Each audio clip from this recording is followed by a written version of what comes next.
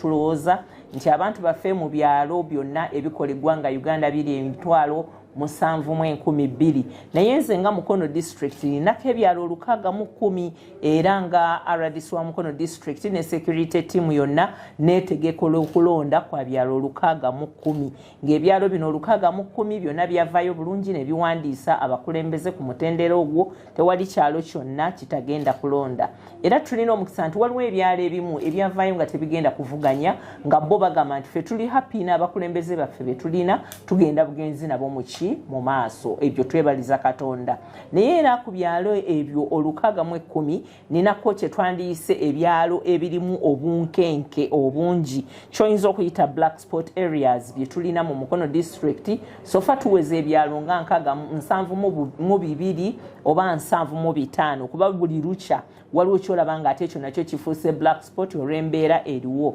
black spot areas eziri mu Mukono district okusooka kwa byonna ffenna tumanyi nti kati Mukono is an urban area because erina a lot of factories and industries kakati black spot areas buli wonna awali industry is a black spot area because abantu bano ababeerawo by law eya electoral commission omuntu wanawangaliranga emyaka 2 afuuka mutuuze abantu abo bebewandiisa okulonda ate abamu ku batuuze ku bitundu tebabaagala bakkiriza nti batuuze naye ng'etteeka limugambe emyezi 2 kati oyo abantu abavuganya abamu bayinza omugana batiize mutuuze kati in that scapful tugirabanga black spot area naye tulina ebyalo byaffe gamba nga bw'onolaba Setabagala zone is a black spot area bw'onolaba Gwafu Central is a black spot area bw'onolaba Bugoba is a black spot area bw'onolaba industrial area village is a black spot area Ajipu is a black spot area Ntenje Lusaayi is a black spot area bw'onogenda mu Nama n'olaba Katega n'olaba Kabembe n'olaba wa Kalaji ezo zonna black spot areas bw'onogende na Kifuma awo wenyini kuna Ekiyembe as you're going to Ndwadde Mutwe Nywedde Marwa ezo zonna black spot areas Kasawo sub county erina black spot areas tulina around 72 to 75 tulina awali abaana b'amasomero wano Namuyenje bayitawo Namuyenje kanchitwalenga Namuyenje ng'omuluka naye nga there is a village bwe bawandiise abaana b'amasomero nkubiriza ba head teachers b'amasomero ti abaana baffe twabaleeta mu bisulo tetwabaleeta ku participating mu decision making ya kyalo muleke kuta abaana baffe mu masomero okugenda okuparticipatinga mu kulonda kw'ebyalo abantu bajja ku riotinga bakuba abaana bano ojja genda okutaasa ng'omwana bamukubye omuggo olw'olumu ng'omusaayi guyise olw'olumu nga waliwo n'okwetta okugenda mu maaso mbakubiriza bahead teacher b'amasomero agali wakati mu Mukono agali mu Nakisunga sub county agali mu Goma division agali mu Mukono central division agali mu Kasawo agali mu Champisi temukkiriza abaana b'amasomero genda kwetaba mu kulonda bano si batuuze bano baana bajja kusoma ekirungi it's a public holiday we shall deploy security okulaba nga tewali mwana yenna akola ki afuluma mu masomero and you are going to be answerable for any kid that moves out of the school nga agenza okuparticipating nga senga tumukwatako we shall make sure essomero eryo litubuulira the reasons to why abaana bano babasindisa ogenda okukola ebyo bibatalina kukola because tebikirizibwa mu constitution ya Uganda. Olwekyo omulanga gwange ng'akulirewo eby'okwerinda ne ttiimu yonna division z'ebbiri Naggalama division ekulemberwa DPC Edina Nyiraneza ne Mukono division ekulemberwa DPC Nsabimana ne ttiimu yonna diso ne ba OCs bonna abatwala Mukono district ffenna tugenda kwenyigiramu tugenda kubeera mu community ne ba deputies bange ne ba assistant RDCs bonna okulaba nga tumanaginga security ffe tetugenda kubalonderako bakulembeze wabula tugenda okubeera okulaba nga tubawa eddembe okulaba nga musobola okulonda nga tuteekawo security measures okulaba nga musobola okulonda abakulembeze bammwe era tukubiriza electoral commission omukulu Eliau George William ne tiimu yo yonna ne ba supervisors bo bonna n'abo bagenda okulondesa ku byalo okubanga bonna bali trained bulungi obutabaako okubuzaabuza abantu obutalangirira muntu atawangudde wabula okulangirira oyo yekka awangudde twagala okulaba nga buli munnayuganda ateeka okulonda mu nkola you exercise your right you have to vote because it is your right to vote your leaders, and these are the leaders betutandikirako at the village level. So bali very crucial n'okusinga omubaka wo wa parliament, bali very crucial n'okusinga chairman wa 5, because all government programs wano wezitandikira. For example, bwe twogera ku PDM program,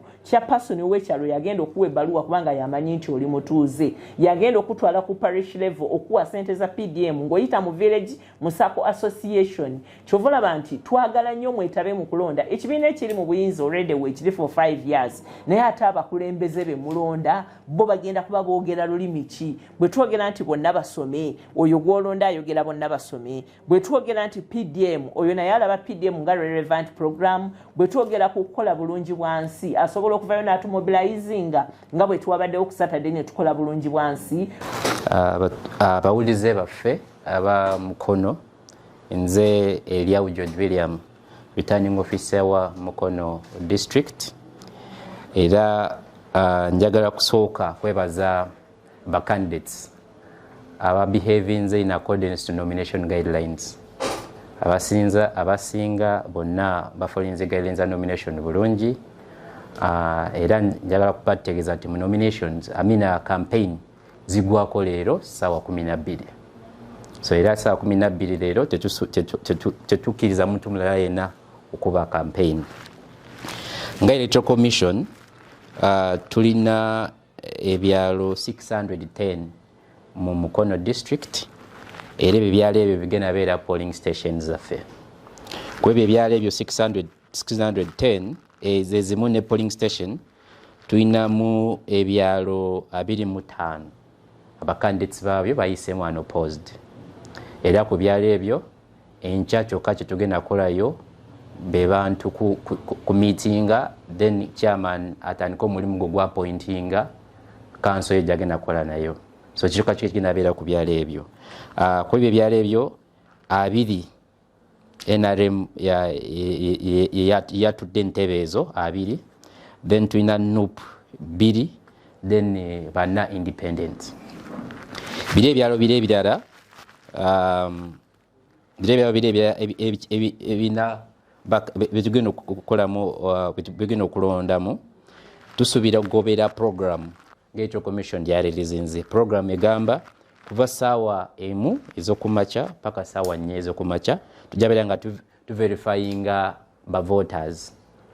Tusuubira candidate okujja naye ne tukebera ennyayo ku register ne tumuwa ka voter locator slip.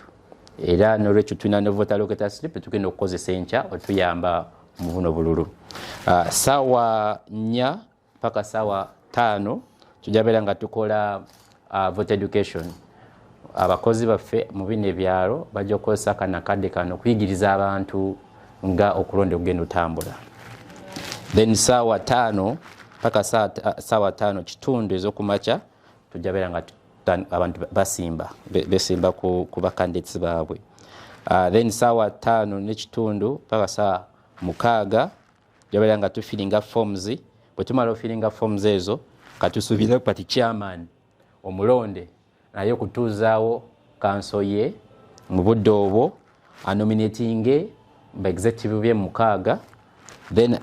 council yekyalo ekyo bajja okwaprovinga nominations ezo.